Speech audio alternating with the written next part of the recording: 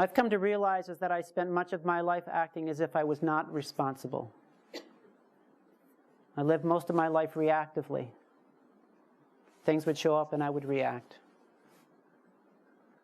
So let me tell you what I noticed, and I want to start off with what I noticed would walk me in the direction of anger and sadness and despair, and then I'll share with you what I noticed walked in the direction of peace and joy and happiness. I noticed that I would engage in what I eventually discovered was 6 ways of thinking that would add to my anger, my sadness, my fear. And I'll tell you what those are. The first way of thinking is I recognized is that when I was in a situation where the outcome was unknown or uncertain, that I would imagine all the worst possible outcomes. I would imagine the worst. And in my work with people, I've come to recognize that that's a pretty common strategy, that many of us do that. We somehow have this notion that if we imagine all the worst possible outcomes, that we'll be better prepared if and when those events show up. The problem with that strategy is that your physical body doesn't distinguish between a real event and an imagined event. And so when you imagine all those negative possibilities, you put your body through the kind of stress and torment as if it happened. Medicine researchers are getting clearer and clearer that many of us think ourselves sick by the kind of thoughts that we have. Mark Twain has a quote that I really like. He says, "I've had a very difficult life. Fortunately, most of it didn't happen."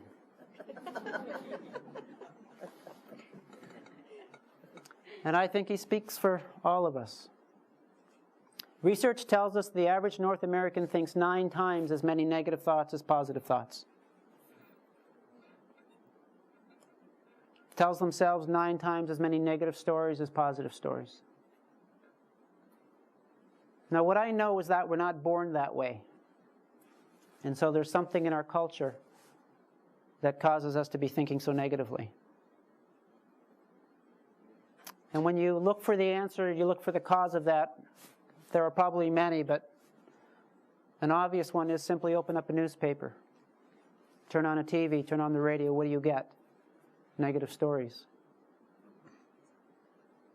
And I now know that I'm very sensitive to those negative stories, and when I am exposed to them, I feel sick inside. I have very little tolerance for them. But I wonder why so many of us consume those stories on a daily basis. It's part of our daily diet, and we don't notice that we're getting sick. One possible explanation that I've come across is I remember a biology experiment that we did in high school. Maybe you did the same experiment. We took a live frog and we dropped it in boiling water. And do you know what happens if you do that? The frog jumps out of the water.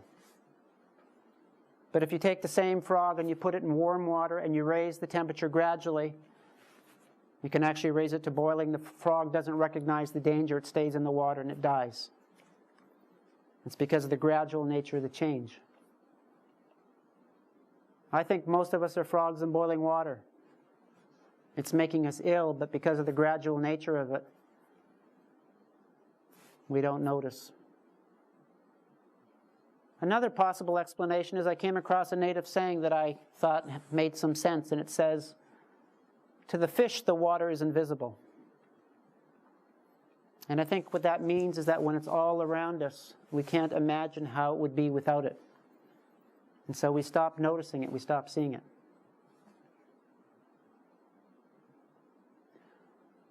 When I began to look at this, I began to recognize is that when I told myself a negative story, I would become afraid. And as I examined fear, I came to the understanding that in order to be afraid, 2 ingredients are necessary. One is that fear is always about the future. Fear is always about what might happen in the next second or the next minute or the next month or the next year. And then the second ingredient is attaching a negative story to that. And so if you have a negative story, you live in the future, you'll experience fear. If you live in the future but tell yourself a positive story, You experience joy or anticipation or excitement or enthusiasm. And so I've learned to recognize that the story that I tell myself is absolutely critical. And I believe that we're all storytellers. We're telling ourselves stories all the time. But most of us don't recognize that. We don't recognize that we're actually the storyteller. I came across an article in a parent magazine a number of years ago that I thought was quite insightful. The author of the article was Michael Warren, and the title of the article was, "Who Tells the Stories That Our Children Hear?" And in the article, Michael talks about how in previous generations, and especially in Aboriginal traditions, is that the elders, the grandparents, the parents would sit down with a young one and tell them a story. And embedded within the story was the values or the skills or the knowledge that they wished for the young one to acquire. And then Michael goes on to ask the question, who tells the stories that our children hear today? And the answer, I think, is pretty self-evident. The primary storyteller for most children is television.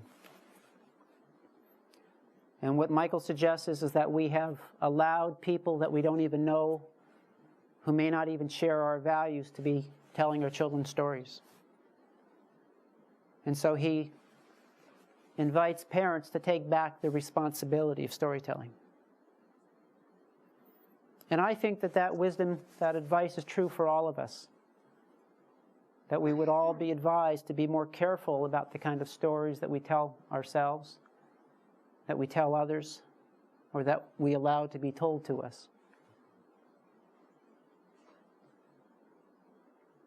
So for me, the first way of thinking that I noticed was imagining the worst, telling negative stories.